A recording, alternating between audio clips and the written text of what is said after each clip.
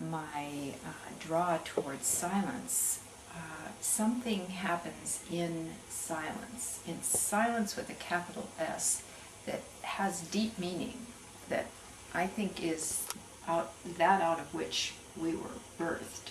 So it has levels of meaning, but like if we didn't have the internet, or we would, what all of this, the internet and this whole story is saying is we already are connected at every level. And we are just now making that manifest. We're looking at what already is. And so if it already is, then we have access to it even without, the internet. And so I think the silence, because non-locally, non-linearly, something is happening in the silence. It might not be manifested concretely, but we can unite in that silence. And then out of that, to me, comes concrete action.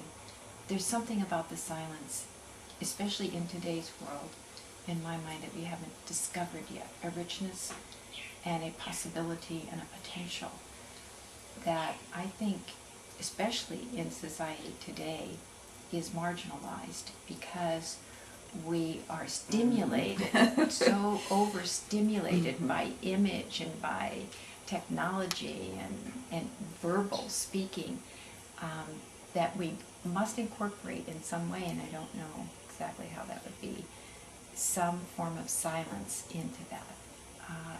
Well, the communion is a perfect vehicle. Exactly. For silence, and then communion as agency to realize further potential of the divine in each person. Well, it's what we've done here. There are two parts in the communion. You tell the story so that we know our story. This is our identity. This is our story. And we, in our personal lives, are in conversation with this whole story. So we tell this story, and we look at it objectively. And then we go into silence, and we try to go into the interior of the story that's already existing within ourselves, and just let it be. And then out of the silence, we come out of the silence right where we are, each one of us individually, where we are today, where we are in our lives, where our concerns are, and we offer that into the field of our turn on this wheel of co-creation to bring ourselves through the current crisis. But this whole process of going into the silence and coming out is exactly what you're talking about, so that we know our particular vocational response to co-creating our future. I'm seeing very clearly, Alice, one of the things for you to do here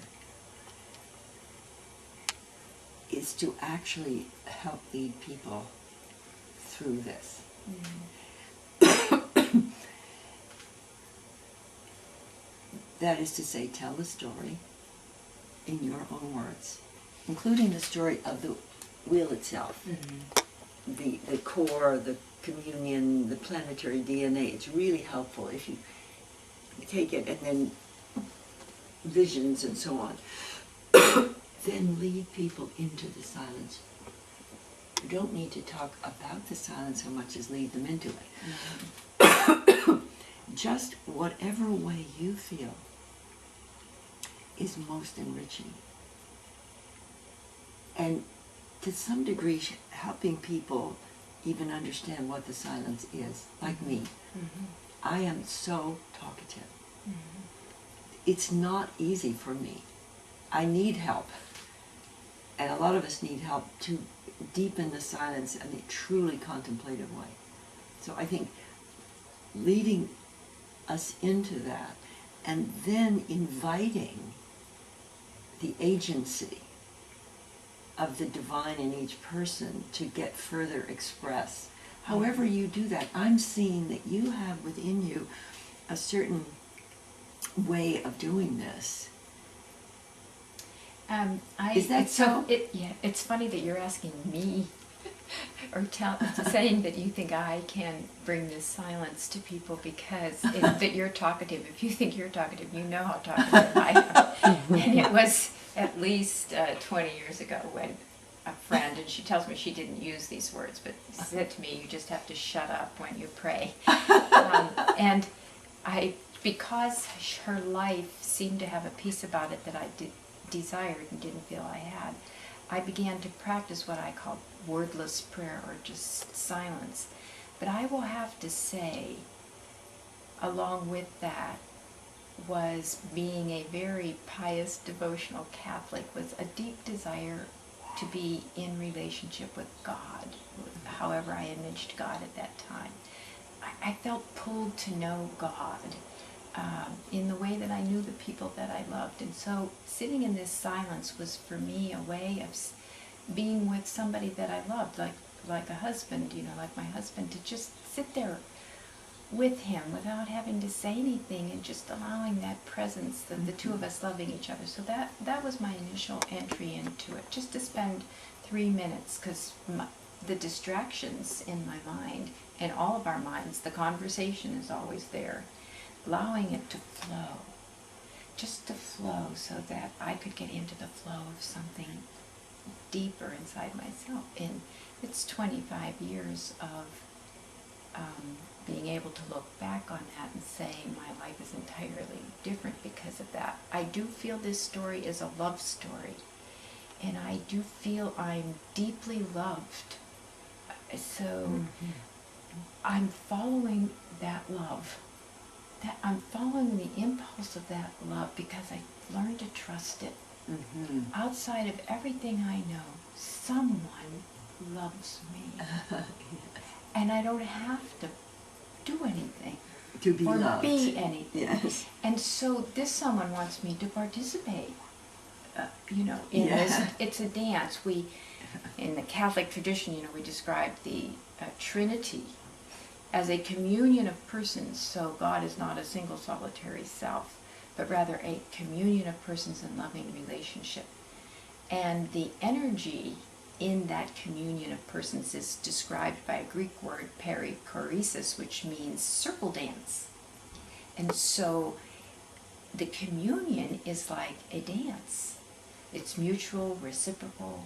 So my relationship with God is one moment God's leading, whoever that is, or I'm leading, the bigger picture's leading, then my particular gift comes in, and it's this mutual back and forth, and that is recreating us. As the dance creates us, we recreate the dance. And so that's what's happening in the silence. It's really a place, because today I would say the great universal wound is that people want to be loved. And so they go looking for it in all the wrong places. And if you sit in this silence and know at a deep level that you're loved, then you do not have anything to protect, defend, or promote. And life can flow through you, because nothing's going to knock you off that center. And so you can follow the impulse.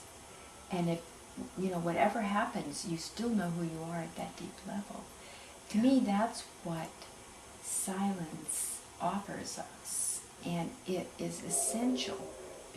I know that I've heard you say this, the inner work is as essential as the outer work.